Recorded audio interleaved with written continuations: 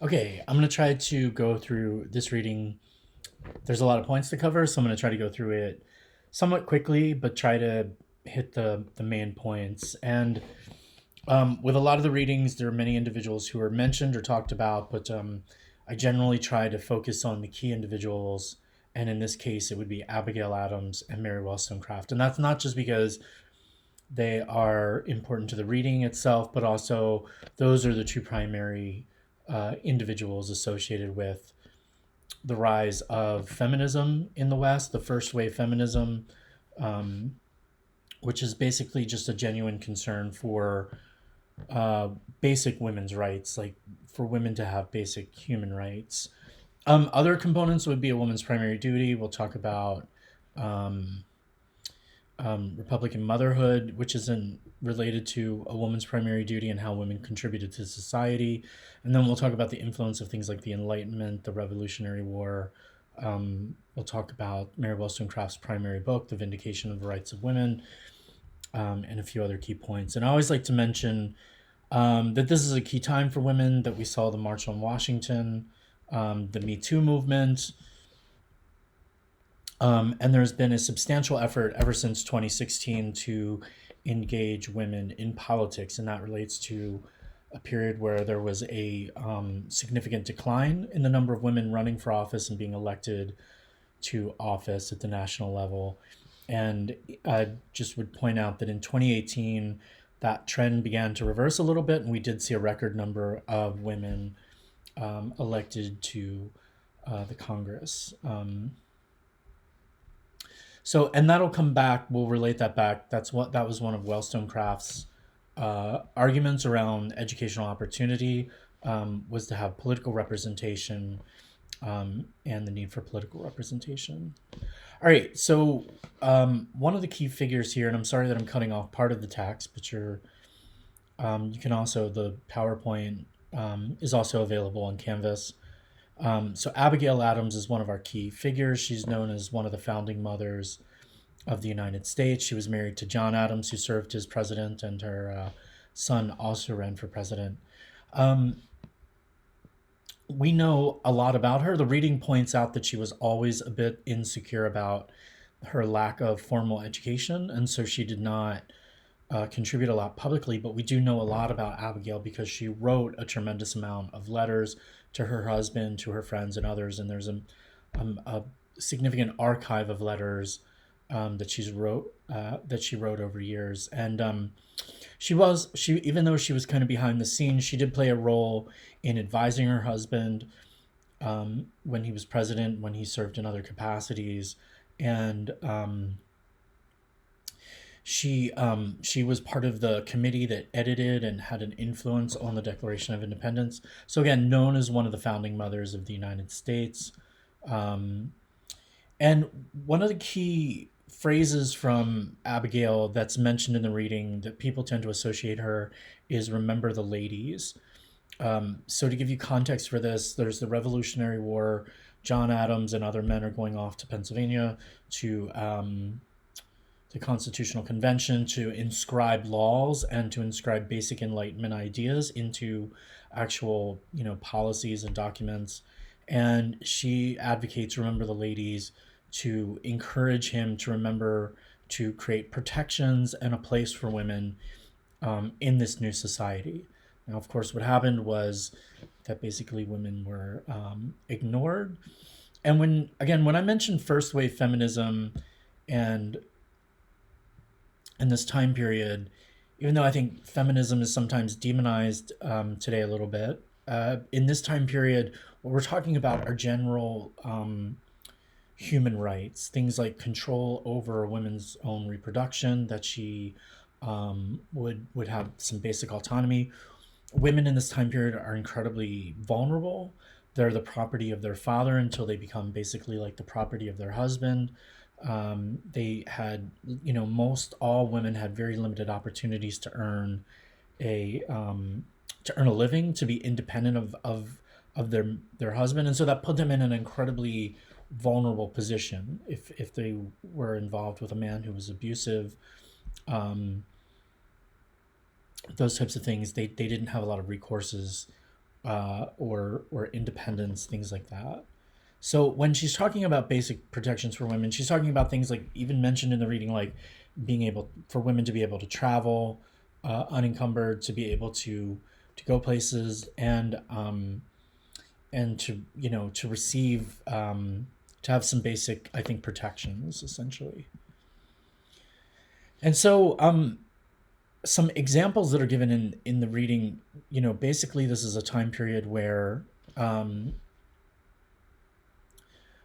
women are their lives are changing. As men, maybe for a period of time, the house was the center of most people's universe, but as in this new society, as men are going off and playing a role in the public sphere, the domain of politics and business and other types of interactions, women find themselves increasingly sort of alienated and disenfranchised.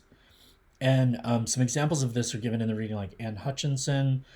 She was a woman who became very popular for her religious interpretations and discussions with other women. But when men kind of got a hold of this and found out what she was doing, eventually she gets banished from the community. So, and that's the central theme from Solomon, that from the author, that women take advantage of opportunities, but continually bump up against limitations at this time period. So another example of that would be that I would like for you guys to remember is Jane Colden, and she was a well-known American botanist. She up until she was about eight into her early 20s, she was trained by her father, who was also a botanist, and she categorized about 300 different plant species in the U.S.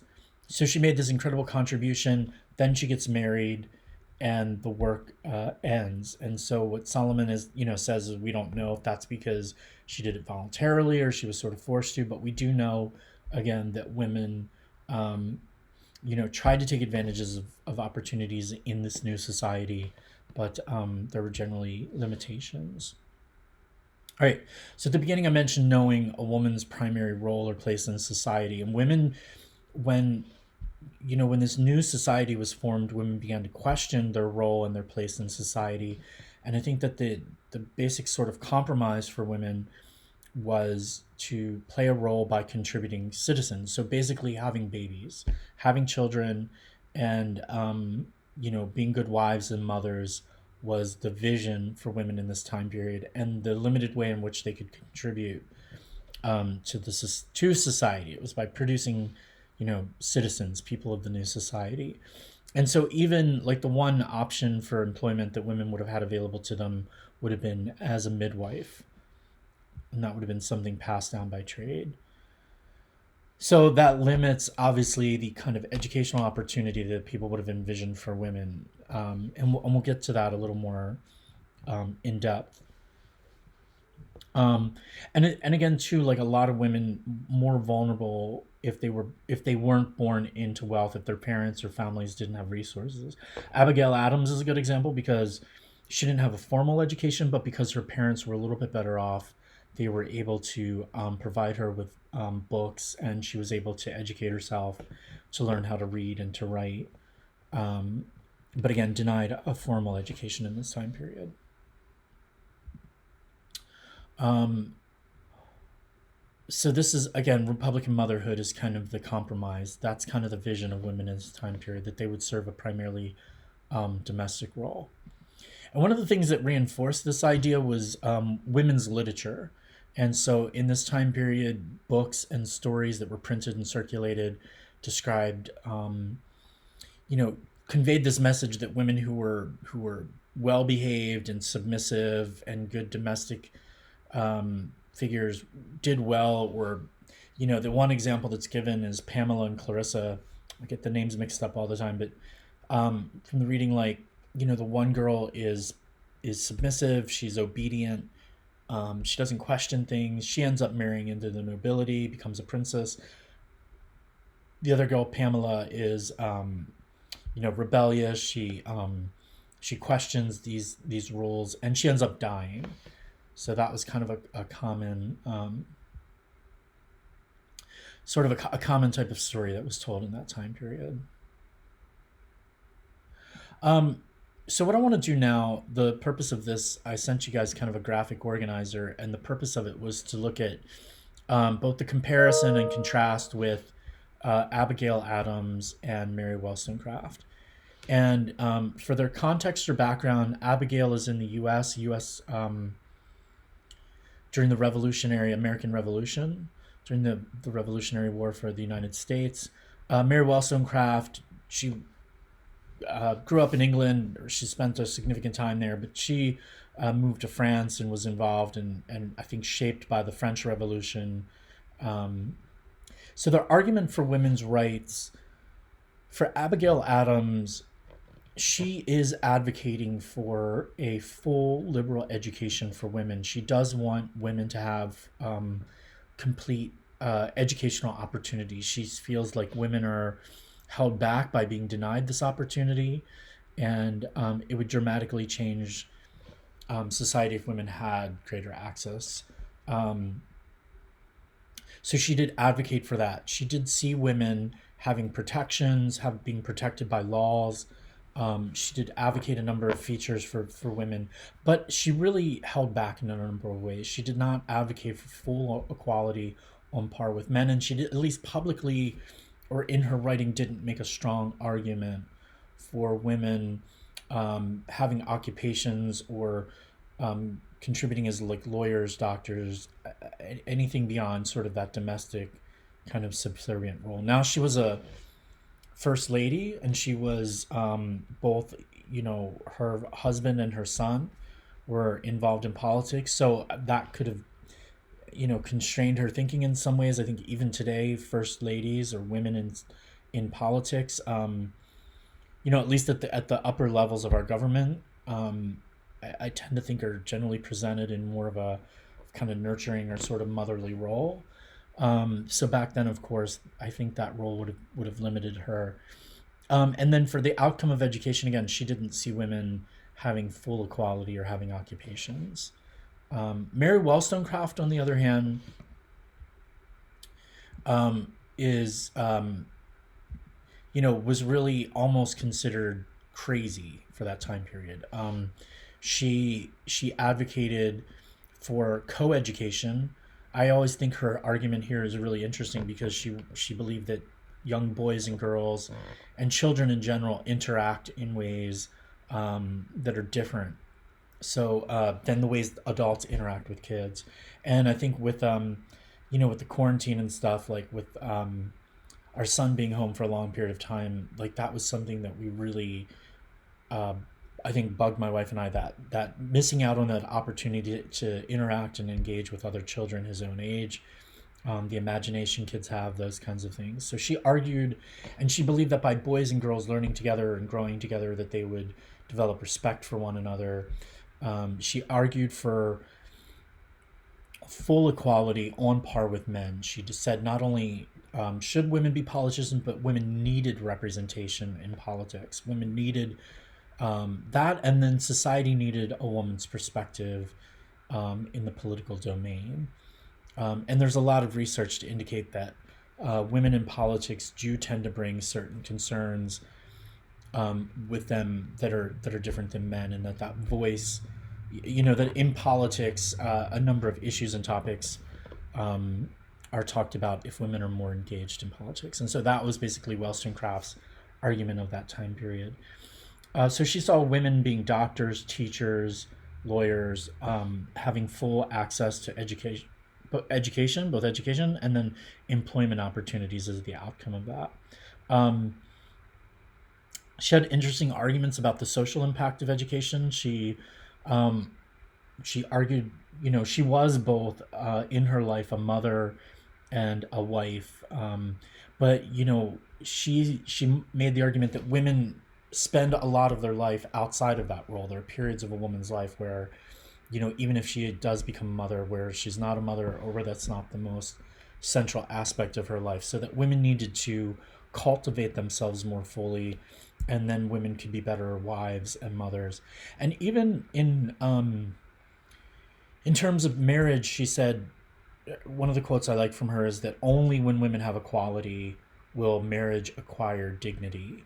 And so her argument is you can't have a dignified marriage when, you know, one part of that marriage is in almost like a childlike state of dependence to the other. So when men are in control and women are dependent upon that man, and when men have full control, there's an imbalance there that you know, where you can't have a respectable, meaningful marriage. And so she envisioned marriage more as having two. She called them like two co-partners um, together, and that marriage would be better off if women had equality.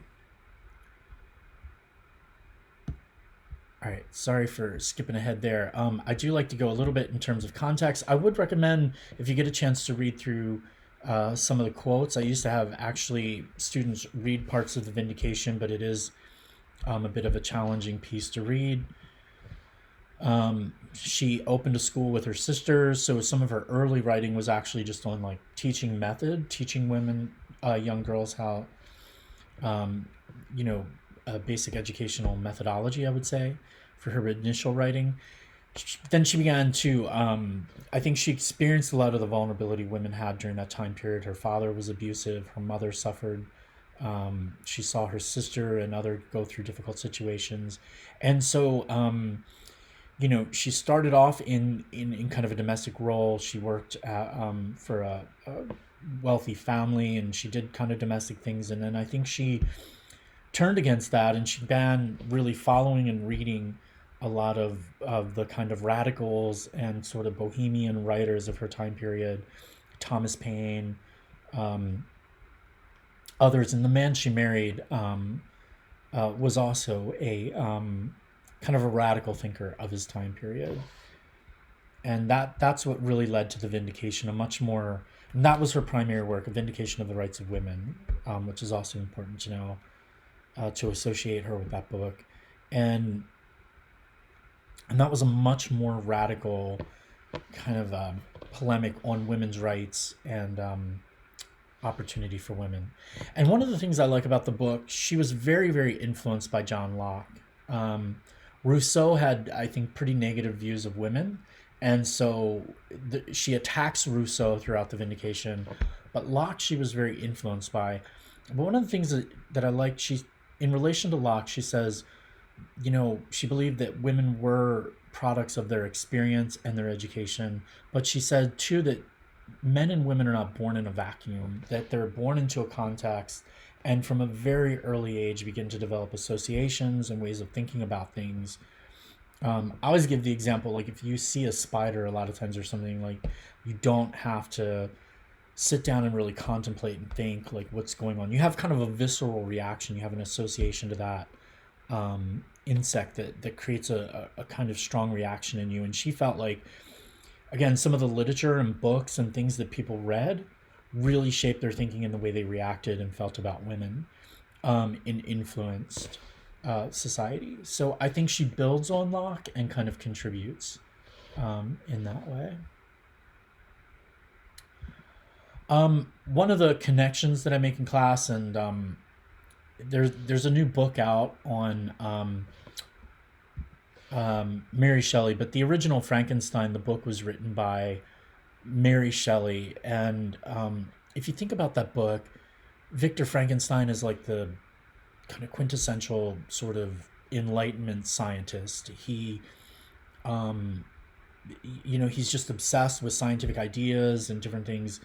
And and during this time period, they were beginning to experiment with electricity and the use of electricity. And if you think about it, even reviving the heartbeat, understanding that the heartbeat has like sort of an electrical, you know, current to it, that people really kind of fascinated by this during Mary Shelley's time period, and this idea begins to spread.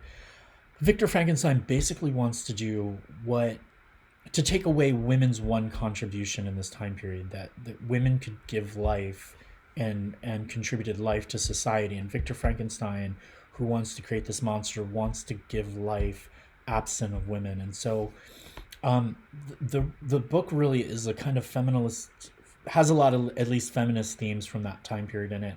And it's both the monster and Victor. Their downfall really comes from them trying to control women. Victor Frankenstein ends up losing his fiance. Uh, the monster Frankenstein wants a bride, but they both end up losing those two individuals, and have a tragic ending because they try to control them, because they look at them almost as objects. They kind of see them as possessions and things like that. So anyway, Mary Shelley. The connection here is that Mary Shelley is the daughter of Mary Wollstonecraft, and so and she really kind of in many ways followed sort of similar themes in her mother's life. She ran off at 16. She meets Percy Shelley, um, who's this poet, and they sort of have this kind of wild bohemian summer, where they're challenged to write ghost stories, and that's where she writes Frankenstein. And there's a new movie out with Dakota Fanning. Well, it came out in 2017, but it's a movie on Mary Shelley. So I shared a link to the trailer of that on Canvas in case you're interested. All right. There's just a few kind of points that I want to wrap up here. Some of the slides that I've included here, you don't need to be familiar with. They're from some of the reading we used to do from A Vindication of the Rights of Women. I just found that book was, it's long, and it's really hard to boil it down to just a few pages, and it's kind of dense philosophical writing. So I think people found it difficult. With this graphic organizer, I included this in a handout, and here I just want to kind of walk through 4 areas. And what I like to do is kind of highlight both the way these different areas were kind of positive for women, but then also there were drawbacks. And so with the Enlightenment, of course, John Locke, his theory didn't differentiate between women. Both men and women were seen as products of their environment and their educational opportunity. And so that created a great interest in women's education. But of course, that didn't really translate into, at least at that initial time period, a specific push for women's education. That took some time and momentum to build. With religion, it created opportunities for women. It created kind of communal opportunities for women to come together, to learn to read. The idea that women would teach Bible verses to their children became a reason for women to be literate. So a number of different changes with religion, but the quote that I want you to remember from the author, from Solomon, is as an education, it was incomplete. It just didn't provide everything that women needed in terms of full educational opportunity. For science, of course, there were contributions and ways that women contributed to science that the book mentions. Jane Colden's one of the examples I gave you. But too, science was also used against women, and claims like that, women's heads were smaller, their brains were smaller, they were less capable intellectually, things like that. Which is something, by the way, that's untrue, and something when we get to, in a few weeks, we'll talk about IQ testing and some of those early theories, and we'll talk a little more in depth about that. And then the Revolutionary War was also similar to World War II, where, when men go off to fight the war, women play a broader role in the social domain or in the public sphere, running businesses, more control over the home, those types of things. Now, of course, when men come back, they reassume those positions. Women are expected to go back to their former role, but I think it instills a kind of confidence and enthusiasm among women that tends to lead to social change down the road. So with women, World War II, men come back, women kind of go back to their role in society, but then you end up getting the women's rights movement. Same sort of thing in this time period. But also, too, that women contributed to the Revolutionary War. They organized boycotts, monitored troop movements. They did a lot of specific things to aid in the war effort at that time period. All right, so, and then just one last key point that I want you guys to remember from the reading is that, so women didn't achieve universal women's suffrage in the United States until about 1920, if I have that date right. And as a quick side note, I would mention that a number of women at the Seneca Falls Convention that kind of kicked off the suffrage movement, here, they did carry copies of a vindication of the rights of women. And so, two quick things. One, Solomon says that, that we do know that we don't know a lot about the vindication of the rights of women in the United States, because Mary Wollstonecraft was so controversial. Um, but we do know women read the book, that it was circulated, that it was shared among women. There's a quote where John Adams kind of jokes about his wife, about Abigail being, the real Wollstonecraft, kind of the real radical. And Abigail kind of shoots back at him like, well, you have a lot to learn from Wollstonecraft, basically. Like, you have a lot to learn from her. And so we do know that people were familiar with it, they read it. And I really like the way Solomon describes it. She said it's one of those books where, you know, maybe everything didn't change immediately, but once people read it, they couldn't go back to the way to thinking about things the way they had previously. That it had a significant impact on the way people thought about women and women's rights, ever since people read it. I would say, as a quick side note, like, it's interesting because when you read it today, it does not seem, really all that radical. I mean, there's nothing in there that isn't like common today in terms of the way we think about women and women's opportunity. But of course, again, at that time period, it was considered insane. The other thing I want you to remember is there's an example given towards the end of the chapter we read about New Jersey, and what New Jersey did was, there was an area in New Jersey where they changed voting rights, and they just forgot to put in there the word like men or only men, or that somehow women were excluded, and so it just expanded voting rights, and women took advantage of that and voted for a period of time until they went back and amended the law and excluded women. And so, again, that's a central theme that runs through the chapter, that women of this time period took advantages of the opportunities that they had, but they continually bumped up against, restrictions or prohibitions. So, all right, I hope that hits a number of the main points from the reading and helps the reading make a little more sense. So.